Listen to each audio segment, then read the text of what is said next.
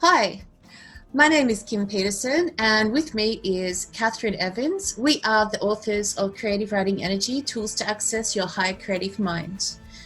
Hello, Kath. How are you? Hi, Kim. Good. How are you? I'm good, thank you. What's up? Well, this week we've got a creativity prompt for everyone. This week it's close your eyes and listen to what's around you for 2 minutes. Nice. And around my house at the moment is helicopters. So if you hear helicopters in the background, that's me. Yeah, there's a lot of helicopters going around lately. Yeah, and probably Navy stuff. Yeah, they come down from your way somewhere. Narrow way, yeah, the Navy base. Yeah, so what's up with you? Anything new? Well, I've got a tarot card for us today. What you got? This is strength. Can you see that? Yeah, I can see that. This is from the Mary L. Tarot deck. Mm-hmm. And strength has come out so many times this last couple of weeks, probably all this month for me. And today, 2 of my decks produced strength for me. Really? So, yeah, my month must be about tapping into myself and realizing that I'm strong, that I have to be strong in my convictions and strong with my writing. And you might notice in this one, there's pearls. Yeah. In the picture. And for me, that's always, pearls take ages to make.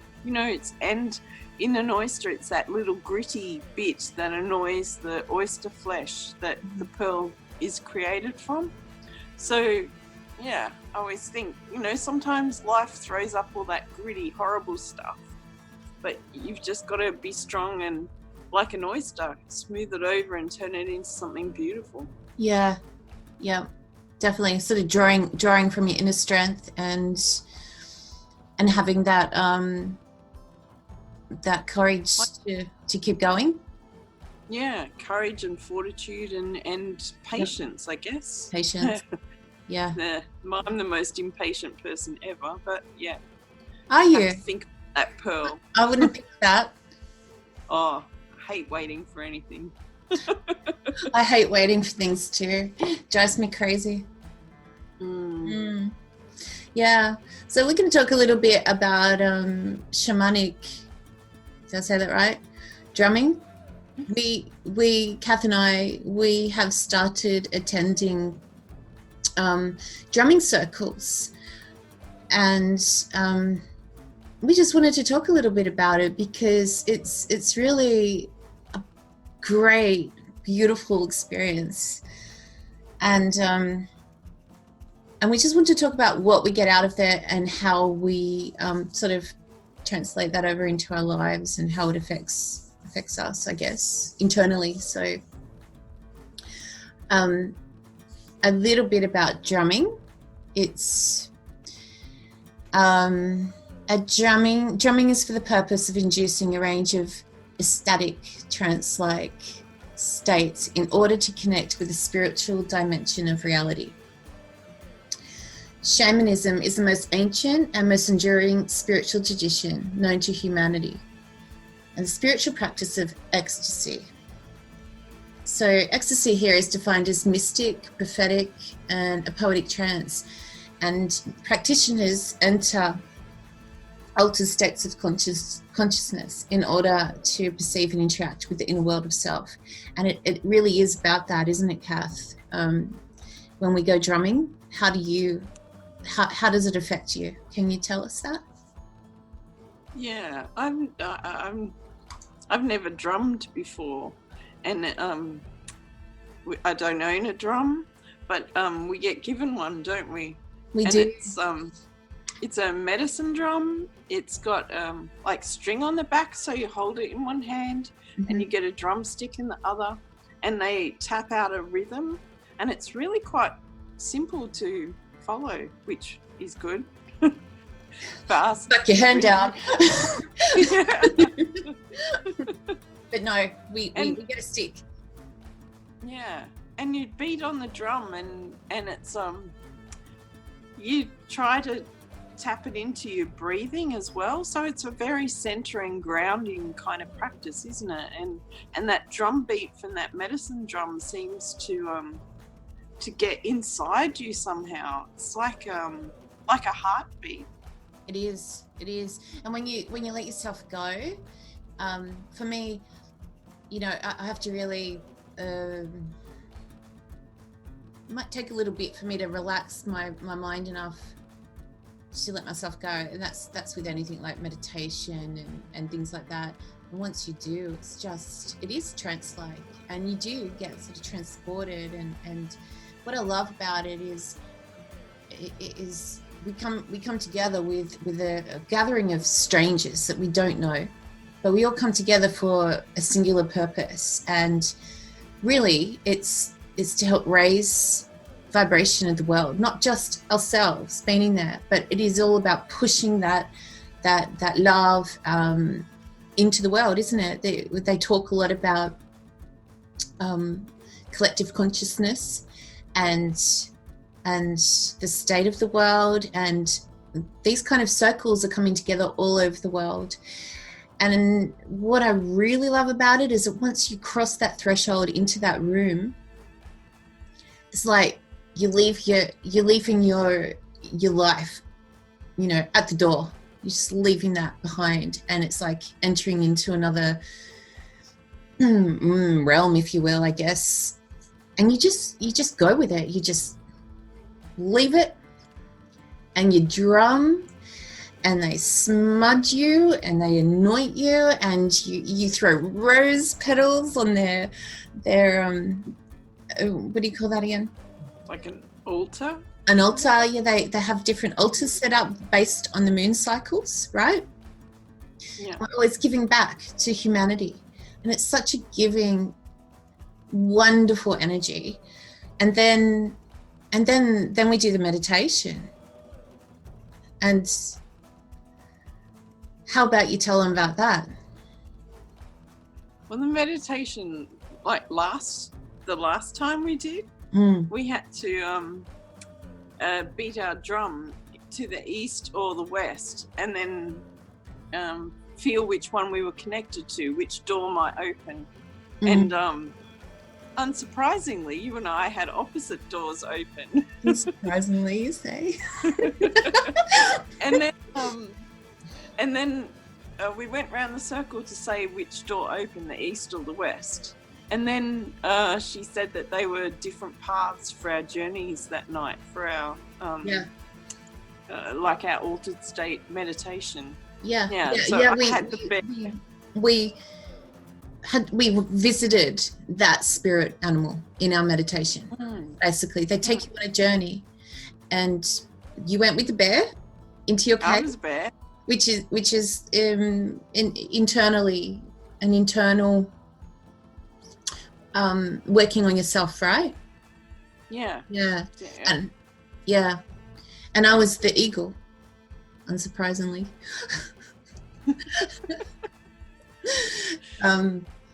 Which was more of a based around the collective worldview, yeah? Is that what? Yeah, that's right. A collective conscience. Yeah, kind of raising and soaring with the beautiful things. What you had that outward view, and I was an inward view. Yeah. It is not surprising, is it? Like our chalk and cheeseness. But it works. Yeah, I think it works. So how did your eagle journey go? My eagle journey went really well. So what they do is they take you to the journey. There's a helicopter. Hello. Do you hear it? No. It's not at your end as my end.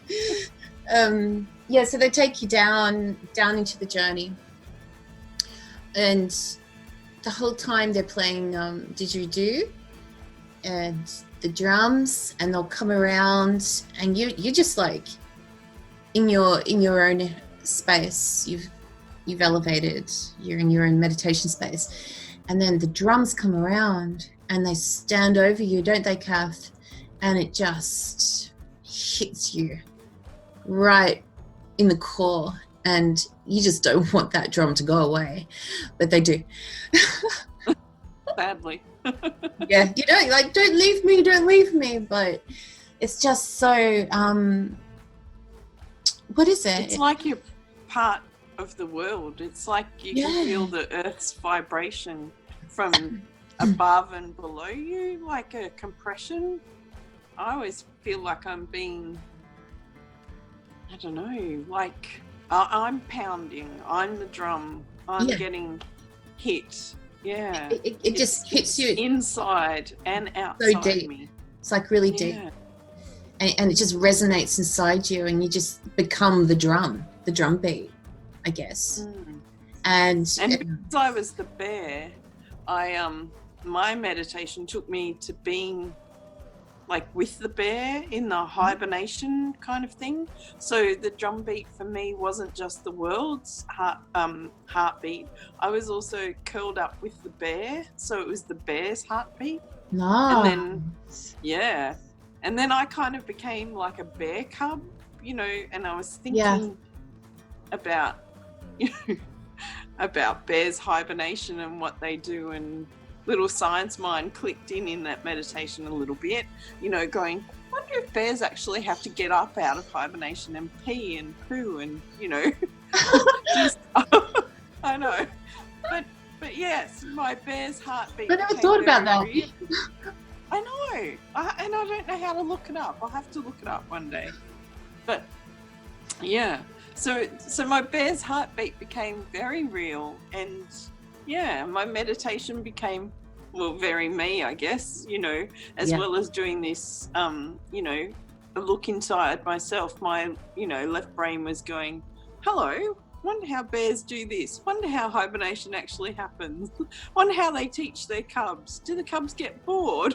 And your right brain's going, shut up. Don't let me meditate. Hey, let me go. Let me leave. I want to be the bear. Stop thinking. Yes, it's so hard to calm and tame your mind sometimes, isn't it? Even during that time. Yeah. But I tell you what, and I think there's a period where you drop in out of. Well, I do. There's a period where I drop into nothingness, where my mind stops, but I don't know how long that is.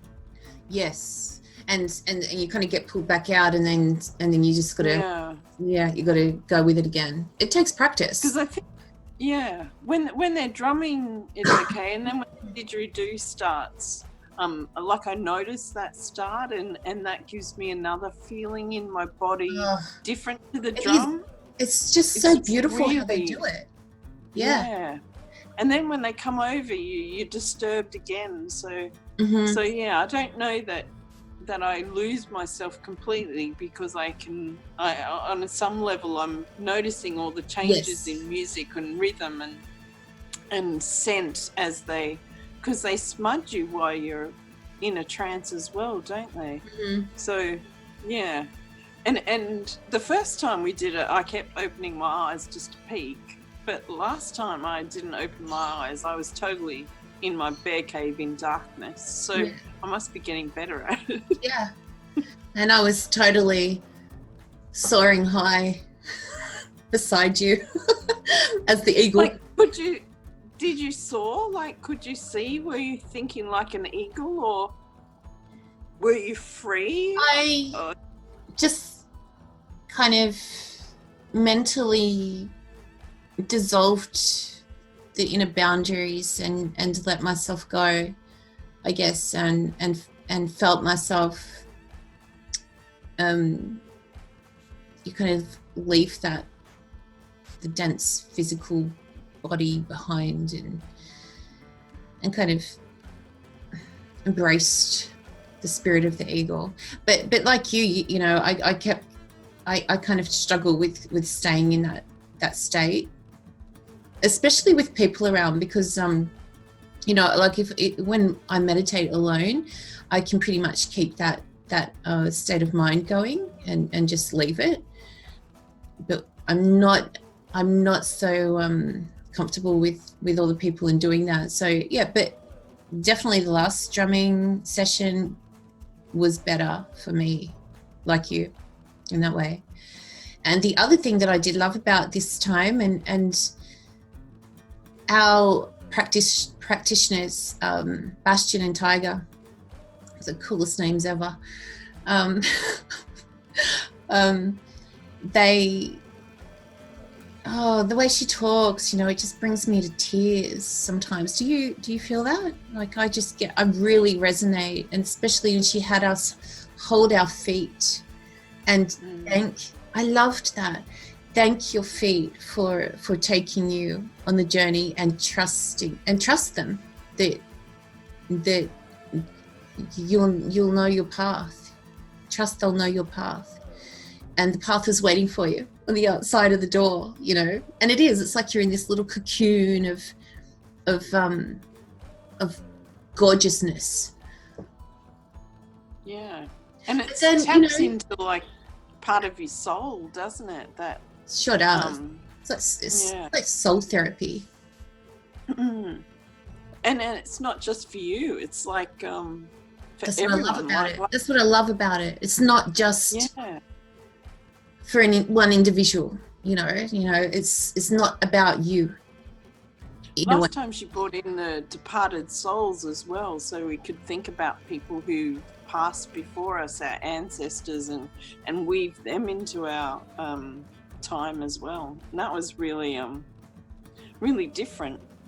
Yeah, because the time before we were more about emotion or something, weren't we? Like we were talking, we dipped in for the world. Yes, we offered it to the world. Like, we still offered to the world this time around, but in a different way. I think every time they have a different format, because you know they base it on the moon cycles, and they bring something, you know, different to the experience, and it's like, you know, walking into a little wonderland for 2 hours. You get to you know, screw that, I'm here, that's it, you're in the moment. And it's not just about any one person, it's about humanity. Yeah. And then you take that away, and it just spills over into your life, because you find yourself feeling more grounded. The creativity is definitely there. Yeah. It gives you time to think, I think, doesn't it? Like time to let your mind settle. And like I know I walked away last time.